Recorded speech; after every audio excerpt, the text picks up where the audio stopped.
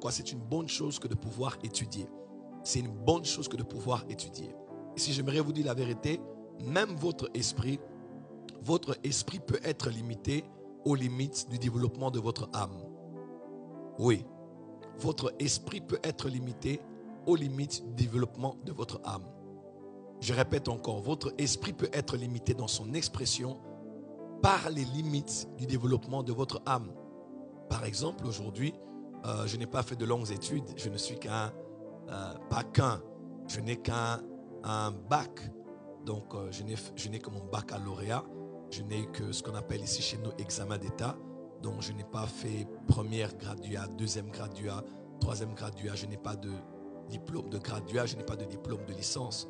Voyez-vous, je n'ai pas de master dans ceci, dans tel domaine. Par la grâce de Dieu, je suis en train de voir comment au niveau de Paris, puisque j'ai un pied là-bas, un pied ici, je peux commencer à étudier. On est encore en train d'évoluer avec certaines démarches administratives pour que je sois pleinement éligible à commencer à la Sorbonne, par exemple. J'aimerais faire les sciences humaines, donc anthropologie, sociologie, psychologie, ethnologie, anthropologie, toutes ces sciences-là, c'est ce que j'aimerais faire comme étude. Et je me pose la question aujourd'hui, avec le peu de bagages que Dieu m'a donné, nous sommes au mois de février. Imaginez-vous que j'étudie à partir du mois d'avril, je fasse 3 ans, 4 ans, 5 ans, et je devienne par exemple docteur dans mon secteur.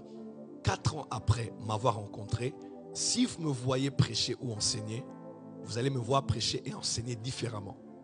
Mon français va changer, ma diction va changer. Quelqu'un me suit?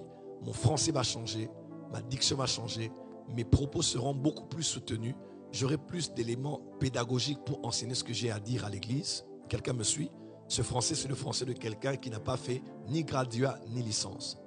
Mais à force d'aller à l'école, à l'université et d'acquérir des connaissances et un savoir, le niveau de mon âme, de bagage intellectuel va augmenter et mon esprit qui veut s'exprimer aura plus de mots, aura plus d'illustrations, quelqu'un me suit, aura plus d'exemples, aura plus d'éléments thématiques pour justifier ce qu'il a à dire. Ainsi, vous me reverrez après 4 ans, j'enseigne par exemple sur la psychologie, sur le développement de l'âme. Je peux expliquer l'âme différemment puisque en faisant la sociologie et l'anthropologie, j'ai acquis des connaissances qui me permettront de pouvoir donner à mon esprit des arguments, des arguments pour justifier ce qu'il veut exprimer. Ainsi, quelqu'un qui fait des erreurs de français, lorsque son esprit veut s'exprimer dans une prophétie, mes enfants, moi, je vous dis, je t'aime mes enfants, je t'aime mes enfants. Si vous ne parlez pas bien français, parce que le français, au niveau de votre connaissance, quelqu'un me suit, votre esprit qui parle de la part de Dieu fera des erreurs en français. Parce que n'oubliez pas, lorsque l'esprit veut s'exprimer par le corps, dans une prophétie, mon esprit capte la pensée de Dieu, mon esprit entend l'esprit de Dieu, et quand je veux parler par mon corps, cela transite toujours par l'âme. Et c'est dans l'âme que, par la grâce de Dieu, j'ai la connaissance, je peux utiliser la langue que je veux, utiliser les mots que je veux pour transférer le plus clairement que possible la pensée que Dieu m'a donnée par mon esprit. Quelqu'un me suit? Ainsi, quand je reçois la pensée de Dieu, je ne la reçois ni en français, ni en anglais, ni en swahili, ni en espagnol. Je la reçois en esprit. Et si, au niveau de mon moteur qui s'appelle l'âme, je ne connais que le français, je vais prophétiser en français. Si je ne connais que l'anglais, je ne prophétiserai qu'en anglais. Vous ne pouvez pas utiliser un ordinateur russe, demander des informations en anglais et les avoir en anglais. C'est impossible. Pourquoi? Parce que l'ordinateur ne connaît et ne comprend que le russe. L'ordinateur ne comprend et ne connaît que le français. L'ordinateur ne comprend et ne connaît que l'anglais. Quelqu'un me suit? Ainsi, par exemple, si vous avez configuré votre clavier du téléphone à n'utiliser que le français, quand vous voulez commencer à taper des mots pour avoir des références, vous savez, quand vous tapez un texto, des fois, l'intelligence, je peux dire artificielle ou quoi, de votre téléphone, vous propose des mots comme ça. Quand vous écrivez facilement en anglais, on vous donnera des mots, vous pourrez juste cliquer et finir le mot, et finir la phrase. Quelqu'un me suit? Parce que vous avez donné au clavier la configuration de s'exprimer en français, en anglais ou dans votre langue. Et moi, c'est la galère. Quand je prends un téléphone de quelqu'un configuré en anglais, par exemple, maman, Simiane, son téléphone, c'est généralement en anglais. Si j'écris en français, c'est compliqué. On ne finira ni mes mots ou autre.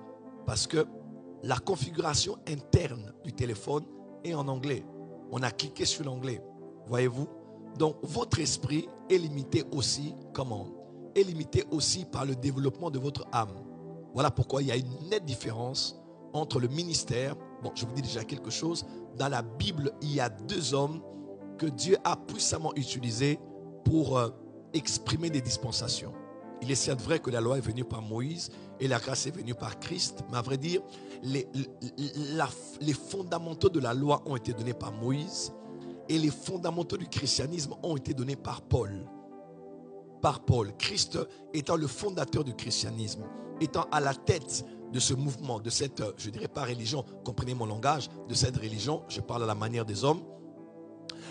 Moïse et Paul se sont distingués en quoi? Comment Paul et Moïse ont pu être si importants dans le canon des 66 livres? Et pourtant, il y a beaucoup d'autres livres qui composent le canon.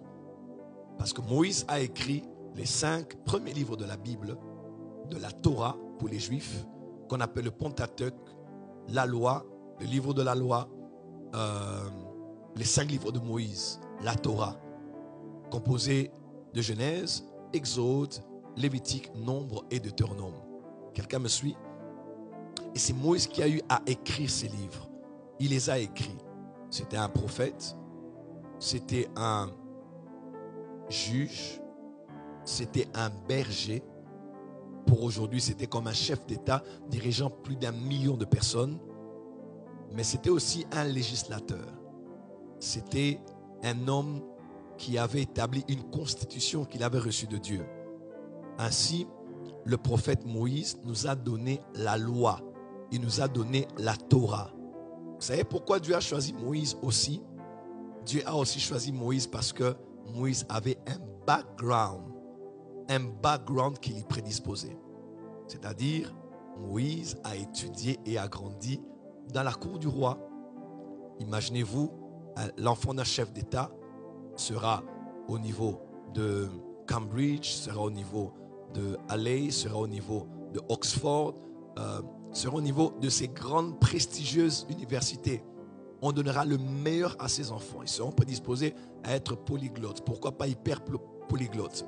Ce sont les enfants qui vont se grandir en connaissance, leur manière de parler. Ils vont étudier la philosophie. Ils auront les meilleurs professeurs, le meilleur des savoirs, à cause des écoles dans lesquelles ils vont étudier. Et Moïse a grandi dans toute la science et la connaissance de l'Égypte, tant mystique qu'intellectuel, tant mystique que culturel. L'Égypte d'autrefois était semblable aux États-Unis d'aujourd'hui, à la Chine d'aujourd'hui, à la France d'aujourd'hui, à l'Angleterre d'aujourd'hui. C'était même bien au-delà de ça. C'était tout un empire très puissant.